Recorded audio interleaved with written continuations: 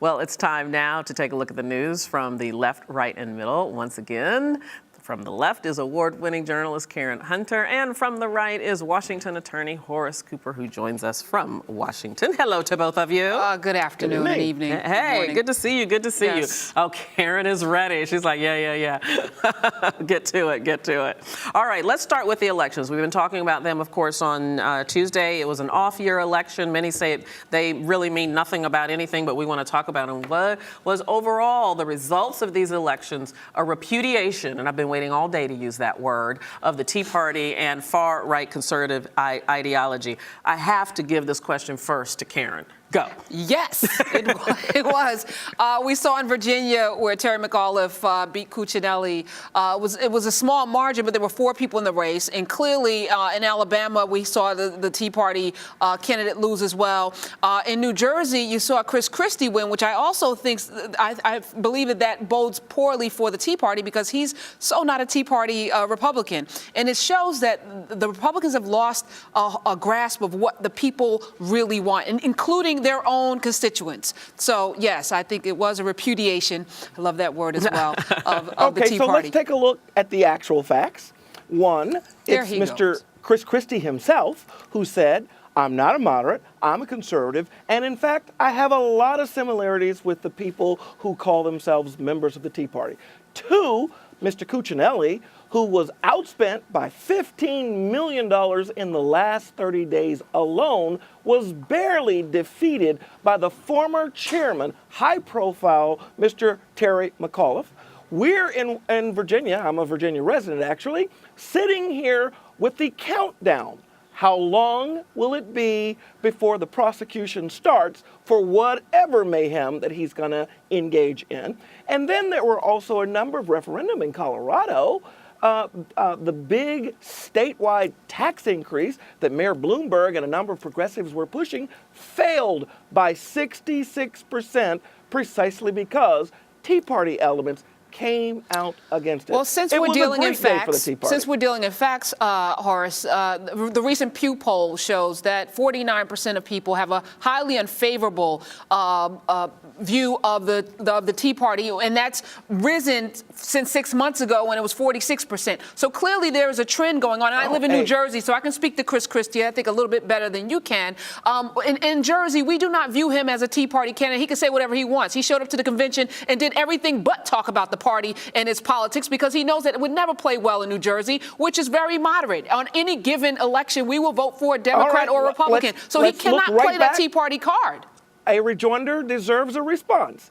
The Obamacare fight is largely a fight led by the Tea Party, and it explains the small margin of Mr. McAuliffe's victory, and it also explains some of the large margin, the largest Republican win statewide in New Jersey, and also the lowest Gallup numbers for this president. I can't say all contrary. Let me jump in there. I'm going to let you respond, the Karen. Tea Party's argument. I need my own rejoinder. I'm going to give you a rejoinder. Just hold on a second. A rejoinder to the response? Let me jump in, Horace, and ask how you respond then, based on what you're putting forth here, to the election in Alabama, where the more moderate Republican won quite handily over the Tea Party candidate. How does that work in your theory? You guys love to throw off terms like the more moderate. You mean the less 99% right-wing candidate won over the 100% right-wing candidate. There were a number of people who participated in that election who were business interests and corporate interests who were trying to get a candidate who was going to be more responsive to their concerns. But that candidate is going to be a solid Boehner vote and a solid vote against the entire Cuccinelli said he said the Obamacare, he was running on Obamacare and he lost. And the reason why the margin was so slim, as you pointed out, there was a libertarian running in that same race. Actually, there were 4 people running in the race that split the vote in such a way they would have all probably been Democrats had not those people been in the race. So if we're going to stick with the facts, let's please stick with the facts.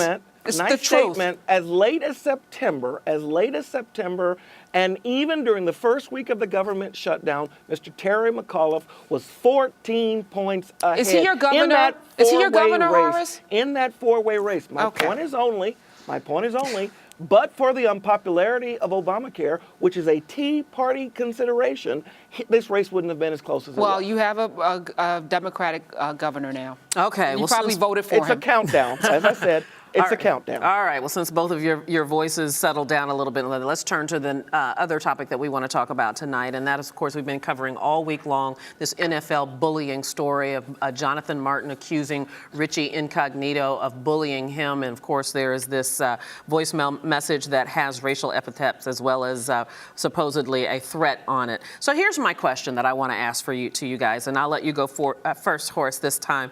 Should Jonathan Martin shut up, man up, and just take it because he's in the NFL and keep this issue in-house?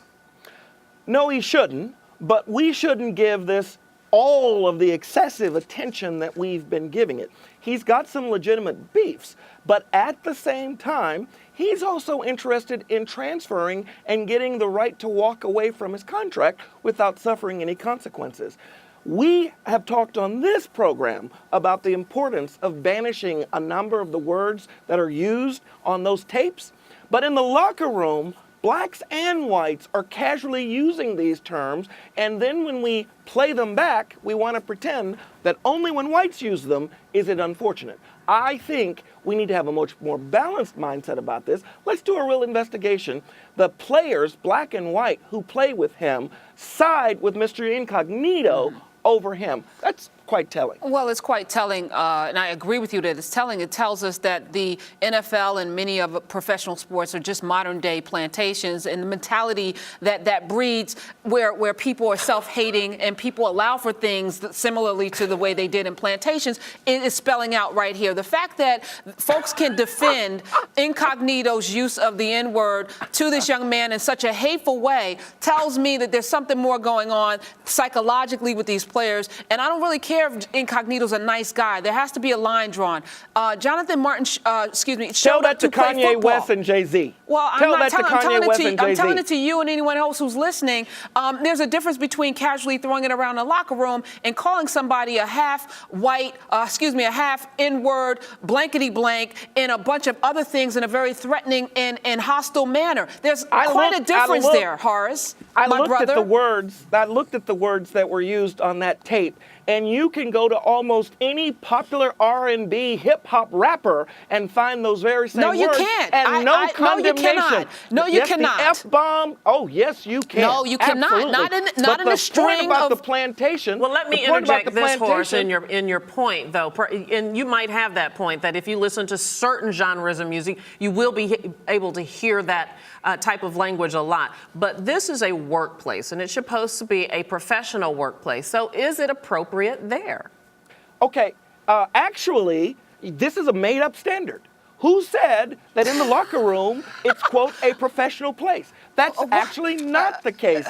It's a private place. People are changing clothes. Are you People serious? People are doing a lot of other things. Okay, but I just want to respond to this one thing. This plantation argument. No plantation in the South ever paid people millions of dollars to pick, jump, or do whatever. And just because you're getting paid millions of dollars, I said it has a plantation mentality. It changes things. No, it does not change a thing just because you're getting paid millions of dollars that you absolve yourself from your humanity and you absolve yourself from... No, it does not. Gives us some insight into what people will do or say as a way to opt out of one contract relationship to enter into another. This is about a man standing up for his rights as a human being, to be treated like a human being, and I applaud him for that. It may be. We have a person in New Mexico who was captured by the police and anally probed for 16 hours, and he gets none of this attention because... Okay, maybe we can talk about that. I love to talk about anal probes. We'll have to save that one for the next time. We are all out of time. Horace Cooper, as always, thank you very much. Karen Hunter, thank you. You guys always deliver. You never disappoint. I appreciate it. We'll see you next week for Left, Right, and Middle. We'll see you tomorrow for Rise America. Thank you so much for being here with us. Have a good one. Bye-bye. I'm not talking about